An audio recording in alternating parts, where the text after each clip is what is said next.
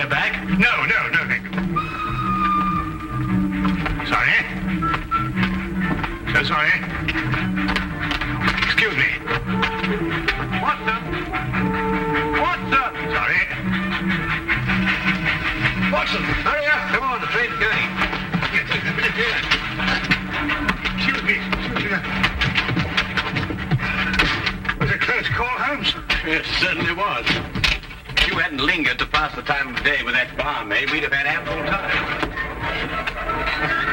How did you know that I... Your elbow, it's wet. Well, you've obviously been leaning on a bar somewhere.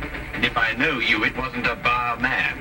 Was she pretty? Yes, he was a lovely young lady. As a matter of fact, came from Lancashire. Hasn't been in London very long. Blinko Watson. Sardines Dalton. Oh, I say, what a small world it is. Oh, good old Blinko. Best smile of the school ever had. I say, oh, man, you're putting it on a bit here and there, aren't you? Oh, particularly there. Oh, well, you know. Say, Holmes, do you know sardines? No, how do you do? Sardines? Did you say Holmes? Not Mr. Sherlock Holmes. Oh, I see you've been reading about him in the papers, what? Oh, can't read anything else these days except about that last case of yours, Mr. Holmes. Yes, well, that presented a bit of a problem at first, but we managed to nail it before the finishing line, didn't we, Holmes? Oh, we did, Blinko. You know, I wouldn't be at all surprised if you were going fishing. Yes, we're going to Witchenham, no? Why, of course. I'm living at our old family place, Forthingham. That's near Witchenham. Oh, I say. Something wrong, man? No, nothing really. I don't want to bother Mr. Holmes with my troubles. What sort of trouble, Mr. Taunton? Well, yes, it's my mummy. Oh, old Lady Taunton. No, my Egyptian mummy. Is your father married again? No, don't be silly, Blinko. One of those Egyptian fellows who were mummified thousands of years ago. That sort of mummy. Oh, you have that sort of a mummy? Yes. My Uncle Joseph sent it to me from Egypt. He's an archaeologist, you know. Well, it seems an odd thing to have sent you. Last year he sent me a crate of sand. Sand? Yes, from Sahara. The desert, you know. Just sand? Yes, that's all. Just sand. Arrived one morning like the mummy case. Mummy case? Yes, a chap called Amenhotep. No. Amenhotep. Priest of the 14th dynasty or something. Anyway, that's what Professor Van Tolkien said. Professor Von Tolkien? Yes, he's a colleague of my uncle's. Lives quite nearby. He couldn't fathom what was wrong with the mummy either. Precisely what is wrong with your mummy, Mr. Taunton? It laughs. I beg your pardon? It laughs. Laughs? Quite. How does it laugh? Well, now, we go something like this. No, not really like that. It's much eerier than that. More like this. See, when does it laugh? Oh, practically any time. Well, have you seen it laugh? Me? Oh, good heavens, no. Why don't you give it away? I can't. Nobody wants it. I say, Blinko. No, I'm awfully sorry. We couldn't. Well, look, why don't you burn it or chuck it in the river or something? Oh, well, now, I know this sounds silly, but there's an inscription on it. Something like, who destroys my sleep, destroys himself. Professor Van Tolkien's translated it for me. Yeah, but you don't believe all that rubbish, do you? I mean, Egyptian capers and all that. Well, no, I don't actually believe the curse, Blinker, but I've got to do something. Why, I'm engaged to Rowena Featherstone. No? No. Oh, she's a lovely girl. She's got an aunt, regular old battle axe. Well, she keeps after Rowena to break off the engagement. Says a chap who keeps an Egyptian mummy who laughs, well, he can't be very reliable. Yeah, well, I understand that. Yeah. Oh, I say. Would you like to come over to my place and see if you can stop him laughing? Oh, now, look, boy, we were going fishing, you know, and it Might prove interesting, Watson. A mummy that laughs.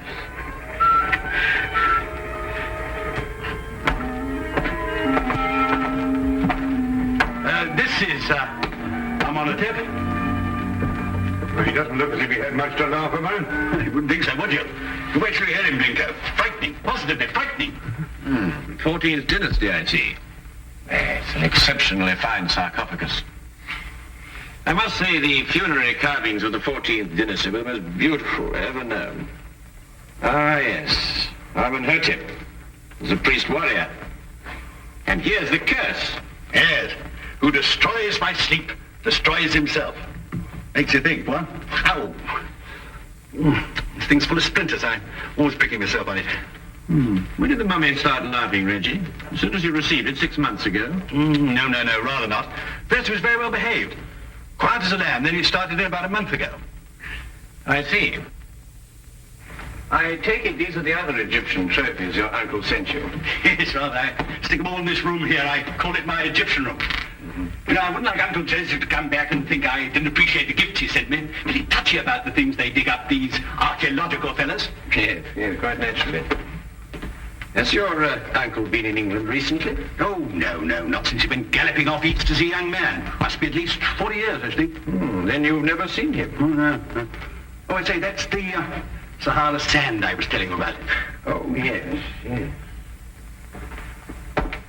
Does your uncle never write to you? No, never. Just sends back the things he digs up. Have you got a photo of him by any chance? Yes, this one. He was taken when he was up at Oxford. I think he must have changed by now, 40 years. Ravages of time and all that. Yes.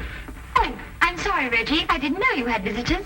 Oh, no, don't go, Rowena. I want you to meet my guests. This is Blinko, Dr. Watson, and Mr. Holmes, Mr. Sherlock Holmes. This is my fiancée, Miss Featherington. Mr. Sherlock Holmes, the detective? Yes. Yes, he's come to look into this mummy business for us. Have you found anything, Mr. Holmes? Why does it laugh? Well, perhaps he tickled himself to death. I keep pleading with Reggie to get rid of it, destroy it, anything.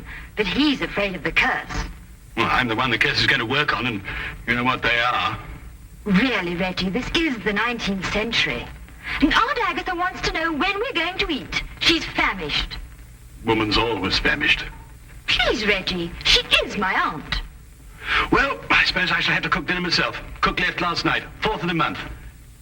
Say, Blinko, you cook? Reggie, you didn't invite Dr. Watson here to cook. I'll cook. Well, maybe I better do it myself after all. We'll both cook. Come on. How many of us are there? 5? No, 6. I've asked Professor Von Tolkins to dine. I say if you'd like a glass of sherry or a brandy or soda or something, you'll find it all in the cupboard over there. Charming girl. I say, Holmes, let's finish up this matter in short order, eh? I hear the fish roundabout here actually snapping. I wonder. You wonder what? You find something, Holmes? No, I wonder if Miss Featherington can cook.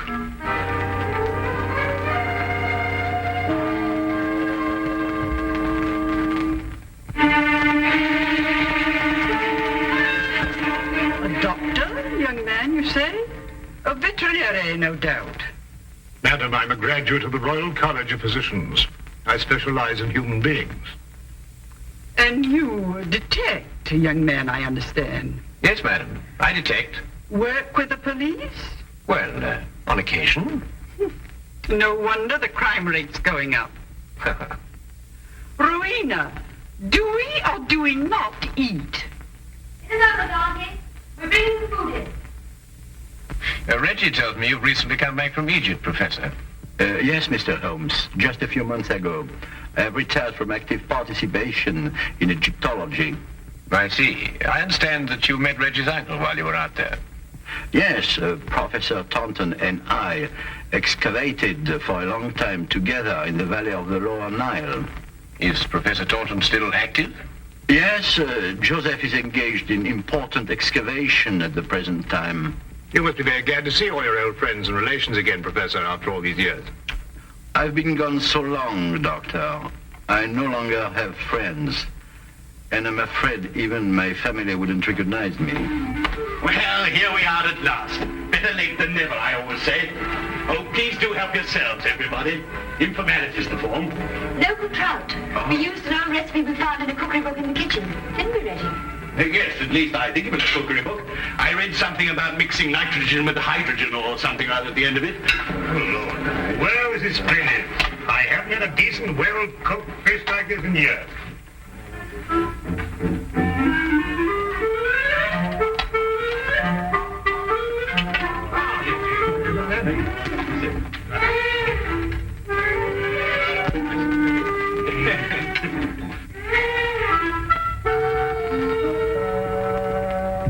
Rubber. Sheer, unchewable rubber.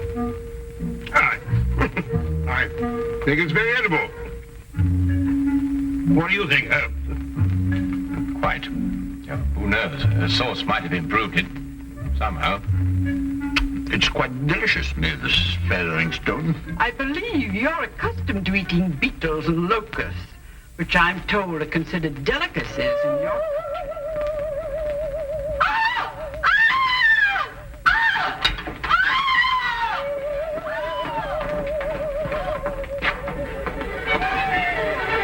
Richie, take the other end, would you? Careful, please. Careful.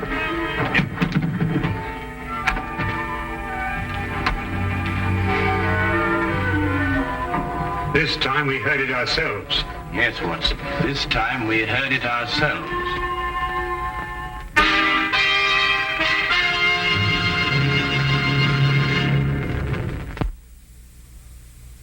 And now we return to the case of the Laughing Mummy. Of all the silly things I've been inveigled into by you, this is the silliest.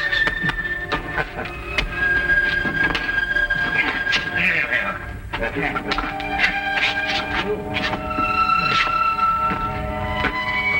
do you expect to find up here? Something I discovered earlier this evening, Blinker. Do not address me by that ridiculous name. All right. You all right, old chap? I'm all right now. But if I kill myself, I shall hold you personally responsible. Good. No, we managed it somehow. Though I had my doubts on several occasions. Now, we'll soon know now. Know what? Unless I'm mistaken, this is our laughing mummy. But this is only a weather vane, Holmes. Ah, yes, but one that laughs. Listen. Good heavens. Well, it is laughing. It would appear to be so, especially with a mummy in the house. When the wind is in a certain direction, the weather vane acts as a whistle, and the resultant sound is funneled down into the Egyptian room below. But that's marvelous, Holmes. How did you stumble onto it? Well, in dealing with the occult, Watson, it's best to remember the natural phenomena come first. Here, give me a hand with this, would you?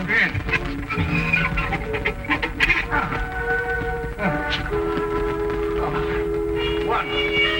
That's wonderful. Be careful you come down, Holmes. Yeah. Let's be careful.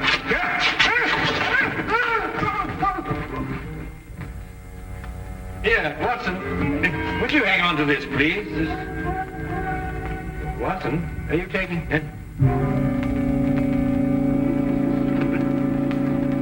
Where have you gone? Watson? Watson? Watson? Do you think they know what they're doing, Reggie, dashing out of the house like this? Maybe not Blinko. Well, Mr. Holmes seems very capable. Oh, yes. He's the reliable type. Doesn't say much, but when he does, it's to the point. Like me. Tell me, Professor, is this the first mummy you've ever heard of that laughs? The very first, Miss Featheringstone, and I'm quite sure that... Dr. Watson, what's happened? I slid off the roof. Landed in the rhododendrons. Not my rhododendrons, Blinko. I've entered them in the local flower show. You may now withdraw your entry. Reggie, how long has this weather vane been on the chimney? Oh, about a month. I see. And it was about a month ago the mummy started laughing. Yes, that's right, Mr. Holmes. It was not stop laughing. It was caused by the wind striking the weather vane, which then blew down the chimney and caused a sound which resembled a laugh. Well. Good heavens above. Mr. Holmes, how terribly clever of you. You found it out all by yourself? I, too, was on the roof, Miss Featheringstone. Oh, I know. I think you're both terribly clever. My compliments, Mr. Holmes. The simplicity of the explanation escaped us all, though I knew, of course, there was an explanation. Well, now we can all go and finish dinner. We've got something else coming, I think. Lamb, isn't it, Rowena? I think so. Meat of some kind. Good. Oh, Reggie. Yes, Mr. Holmes? Who stuck this on the chimney? Well, I did. It was lying about the place, so I stuck it up there to keep it out of the way. Oh, I see. Thank you.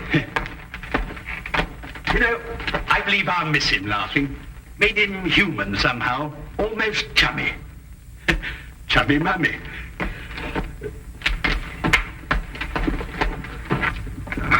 Well, that's another mystery we've solved, eh, Holmes? Yes, Watson.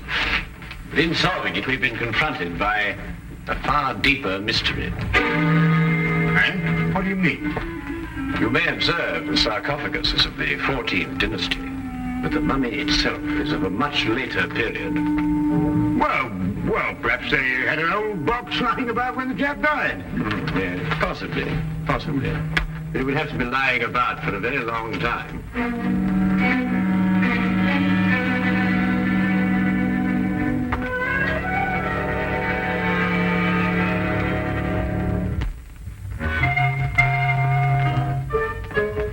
Morning, everybody.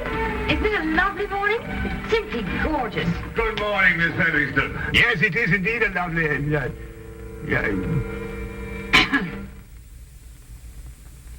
You look very refreshing, Miss Featherington. Very refreshing. And I am. No mummy laughing any longer, thanks to you, Mr. Holmes. Well, I say, what early birds we all are.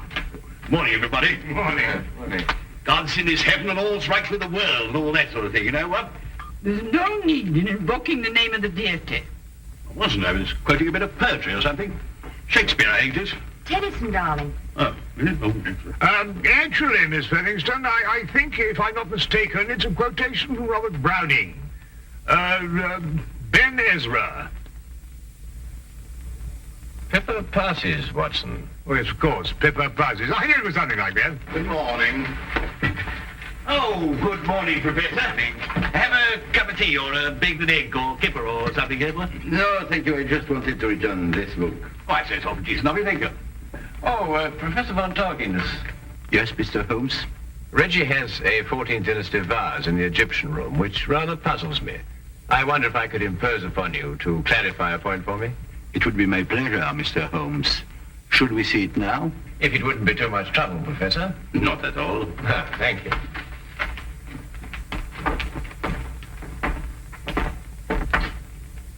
Yes, the composition of the pottery struck me as being rather later than the 14th dynasty, Professor. This is the vase I referred to. Considerably later, Mr. Holmes. The 18th dynasty, in fact. I rather thought Reggie was mistaken, as he was also mistaken about the mummy. The mummy?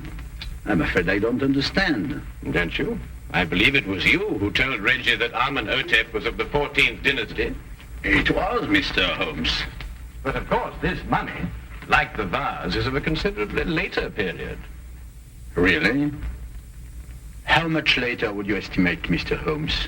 Well, I'd say, 4,000 years later.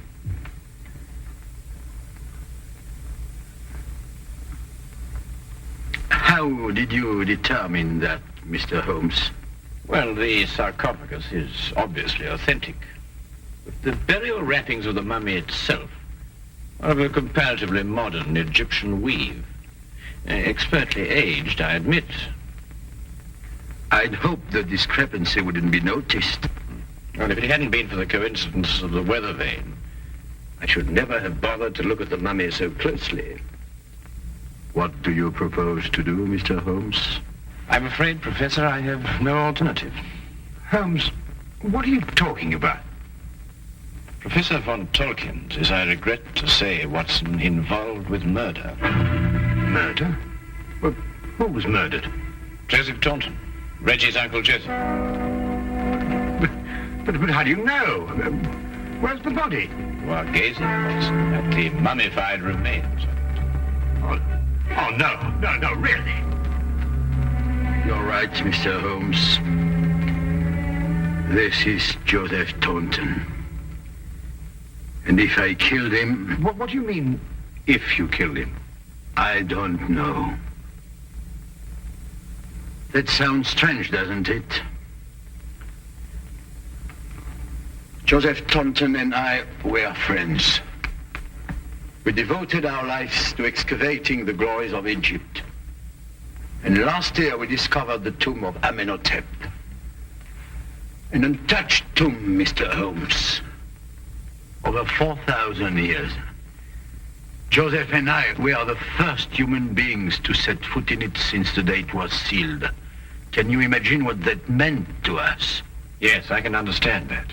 Joseph was beside himself. He wanted to open the mummy case immediately, but it was wrong, Mr. Holmes. The case had to be opened carefully, delicately. We quarreled. I tried to restrain Joseph physically, but he broke loose from me. He ran to the case and opened it, and then... And then, Professor? And then he staggered and dropped dead. As he opened the sarcophagus? Yes. There were no witnesses to what had happened, Mr. Holmes. But in our struggle, Joseph had suffered bruises. I knew what the police would believe. And so you removed the mummy of Amenhotep and substituted the body of Joseph Taunton instead? It was the only way I could get the body out of the tomb. Mr. Holmes, I didn't mean to kill Joseph. It was his heart. He always had a weak heart. You say he staggered, Professor.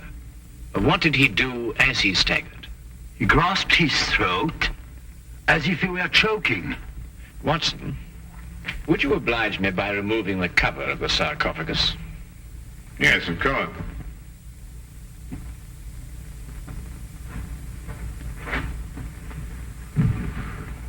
Ouch! That splinter.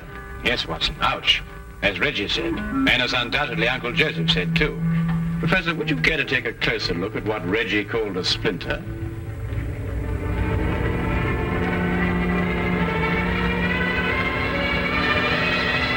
What?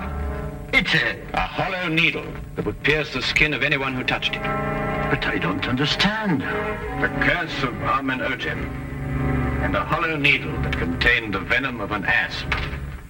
The same snake poison that killed Cleopatra and that killed your friend, Joseph Taunton. The most marked symptom of asp poisoning is suffocation. The victim instinctively clutches his throat. Then it wasn't our fight. No. And traces of the poison may still be found in the body, even after mummification. I say, Holmes, you don't think there's any of that poison left in the needle, do you? Because, well, if so... The next few minutes will determine that, Watson. What? Well, how's old Amenhotep doing? I bet he's feeling down in the mouth now he's stopped laughing. You'll be glad to learn, Reggie, that the professor has offered to take the mummy off your hands. Oh, I say, that's awfully decent of you, Professor. What you going to do with him? And he's also considered giving it a fitting burial. Oh, of course. Now, why didn't I think of that? Do you realize what this means, Rowena? Now we can be married. That old... I mean, your aunt, well, she won't have a leg to stand on. But, darling, Aunt Agatha really likes you. She just pretends to think you're not very bright. Really? She likes me? I think so. Oh, well then. Let's go and tell her the good news. Thank you, Mr. Holmes. Not at all, Professor. Holmes! Holmes! What? What's the matter? Why, you look ill. It's the poison. I can't get my breath. No, relax, Watson, relax. If there'd been any poison left in that needle, Reggie would long since have joined his ancestors. Unfortunately, the curse only worked once. Oh. Ridiculous. That's right. Oh, but Holmes. Good. That's all very well, but I still can't get my breath. Not again. It needs to be probably the food we've been subjected to. Yes, I myself would prefer some of that fish that you insist on pursuing up and down the waterways of England with such wild abandon. Yes, of course. Curse. Utter nonsense.